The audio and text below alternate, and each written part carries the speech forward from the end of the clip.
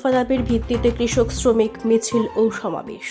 সংবাদে প্রকাশিত 12 দফা দাবির ভিত্তিতে মহকুমা ভিত্তিক কৃষক শ্রমিক মিছিল এবং সমাবেশ করা হয় মেলাঘরে।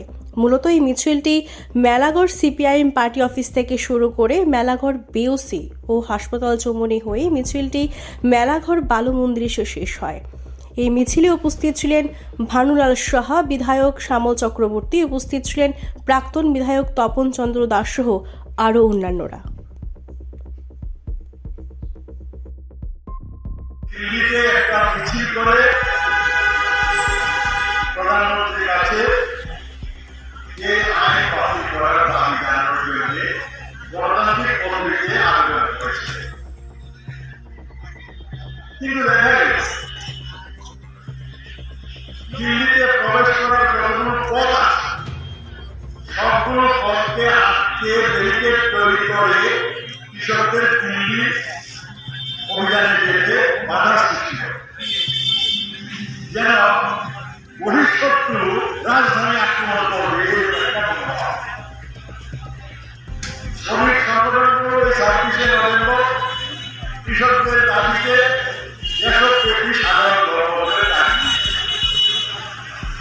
সেই যে 26শে নভেম্বর 2020 তারপর কৃষকরা দিল্লিতে প্রবেশ করতে না পারলেও বাইরে বসে বছর ব্যাপী যে লড়াই করেছে, তারপর প্রধানমন্ত্রী নরেন্দ্র মোদী ক্ষমা চেয়ে মেলা কৃষি আইন বাতিল করেছে এবং সংসদে সেটাকে বাতিল হিসেবে গ্রহণ করা হয়েছে। ওই সময়ে যে আলোচনা হয়েছে, এই আলোচনার মধ্যে দিয়ে 1 শতাধিক মানুষ প্রাণ দিয়েছে। যারা প্রাণ দিয়ে শহীদের মৃত্যুবরণ করবে তাদের পরিবারের ভরণপোষণের দায়িত্ব দিতে হবে এবং কৃষি পণ্যের সহায়ক মূল্য একতরফাভাবে সরকার খুশিমতো ঘোষণা করে বলা হয়েছে। এই সহায়ক মূল্য ঘোষণার জন্য সংসদে একটা আইন প্রণয়ন করবে, প্রতিশ্রুতি দিয়েছিল যে আইন করবে।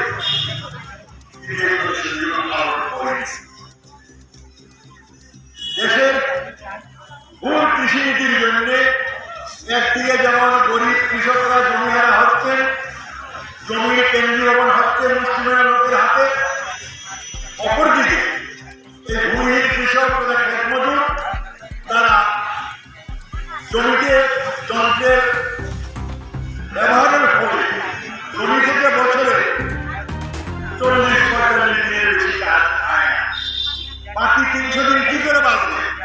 তাই এক মজুর সংগঠনগুলো দাবি করেছিল 200 দিনের কাজ এবং জিনিসপত্রের দাম নিয়ন্ত্রণের একটা দায়িত্ব সরকারের।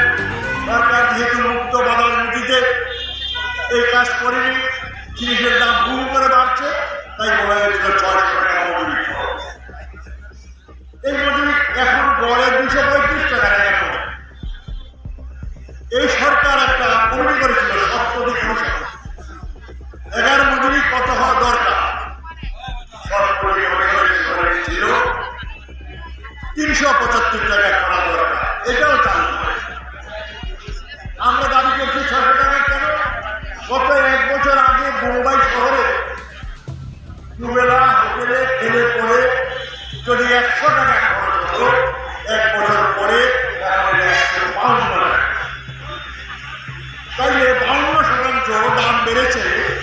শুধু মূল যে খাবার, চাল, ডাল, মাছ, সবজি ইত্যাদি, মজুরি কত বেড়েছে? 9 থেকে 10%। 9 থেকে 10% যদি মজুরি বৃদ্ধি হয় আর জিনিসের দাম যদি 52% বাড়ে, তাহলে সেগুলো আগে দিতে হবে।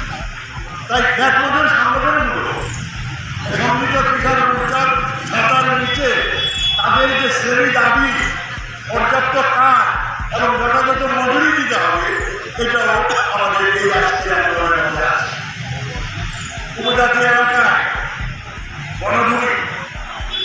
বনভূমিতে জন্মগ্রহণ করছে, মৃত্যু হচ্ছে, তার বনভূমিতে তার কোনো অধিকার নাই।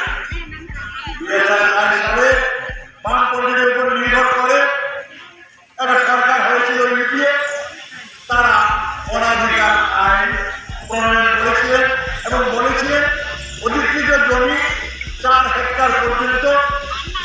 বংশানুক্রমিকভাবে ভূপ দখল করবে, বিক্রি করার অধিকার থাকবে না। এবং সেই মতো আমাদের রাজ্যে বনভূমিতে 1,23,000 উপজাতি কৃষককে বা বনে যারা বাস করে তাদেরকে 2 লক্ষ হেক্টর মতো জমি তাদের হাতে ভূপ দখলের অধিকার দিয়ে তাদের বার্তা